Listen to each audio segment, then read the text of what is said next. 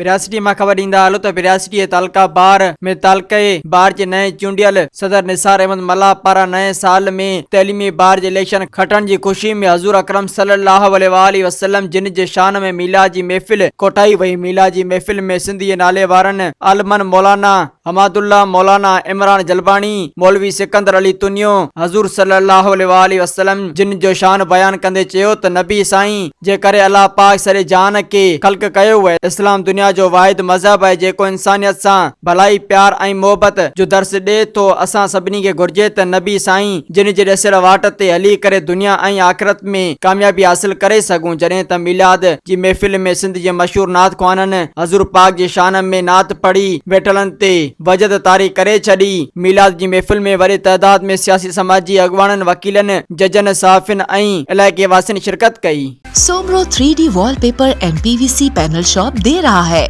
सबसे अच्छी सर्विस, बेहतरीन क्वालिटी के आला मयार वॉलपेपर और सीलिंग खूबसूरत डिजाइन और कलर्स में दस्तयाब है। हर किस्म के PVC वॉलपेपर्स और सीलिंग लगवाने के लिए हमसे राब्ता करें।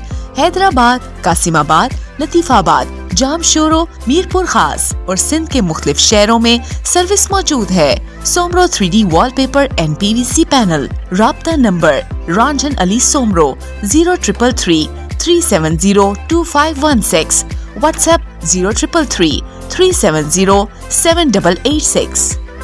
मज़ीद ख़बरनि ऐं तफ़सीलात लाइ विज़िट कयो असांजी वेबसाइट www.awamiNewsHD.com ऐं ॾिसंदा रहो अवामी न्यूज़ HD।